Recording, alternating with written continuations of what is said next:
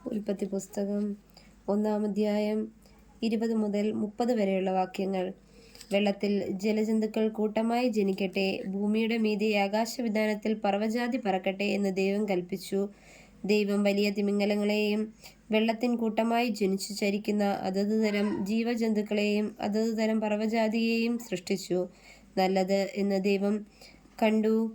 നിങ്ങൾ വർദ്ധിച്ചു പെരുകി സമുദ്രത്തിലെ വെള്ളത്തിൻ നിറവിൽ പർവ്വജാതി ഭൂമിയിൽ പെരുകട്ടെ എന്ന് കൽപ്പിച്ചു.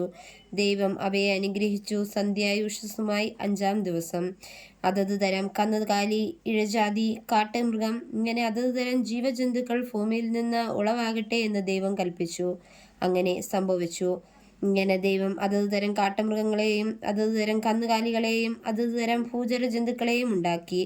നല്ലത് എന്ന് ദൈവം കണ്ടു. അനന്തരം ദൈവം, നാം നമ്മുടെ സ്വരൂപത്തിൽ നമ്മുടെ സാദൃശ്യപ്രകാരം മനുഷ്യനെ ഉണ്ടാക്കുക.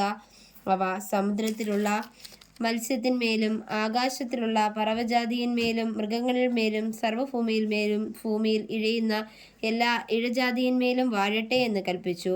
ഇങ്ങനെ ദൈവം തൻ്റെ സ്വരൂപത്തിൽ മനുഷ്യനെ സൃഷ്ടിച്ചു. ദൈവത്തിൻ്റെ സ്വരൂപത്തിൽ അവനെ സൃഷ്ടിച്ചു, ആണും പെണ്ണുമായി അവരെ സൃഷ്ടിച്ചു. ദൈവം അവരെ അനുഗ്രഹിച്ചു. നിങ്ങൾ സന്താനപുഷ്ടിയുള്ളവരായി പെരുകി ഭൂമിയിൽ നിറഞ്ഞ് അതിനെ അടക്കി സമുദ്രത്തിലെ മത്സ്യത്തിന്മേലും ആകാശത്തിലെ പറവജാതിയിന്മേലും സകല ഭൂചര ജന്തുവിന്മേലും വാഴുവീൻ എന്ന് അവരോട് കൽപ്പിച്ചു.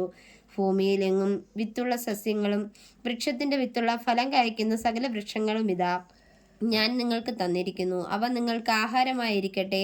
ഭൂമിയിലെ സകല മൃഗങ്ങൾക്കും ആകാശത്തിലെ എല്ലാ പറവുകൾക്കും ഭൂമിയിൽ ചരിക്കുന്ന സകല ഭൂചര ജന്തുക്കൾക്കും ആഹാരമായിട്ട് പച്ച മത്സ്യമൊക്കെയും ഞാൻ കൊടുത്തിരിക്കുന്നു എന്ന് ദൈവം കൽപ്പിച്ചു.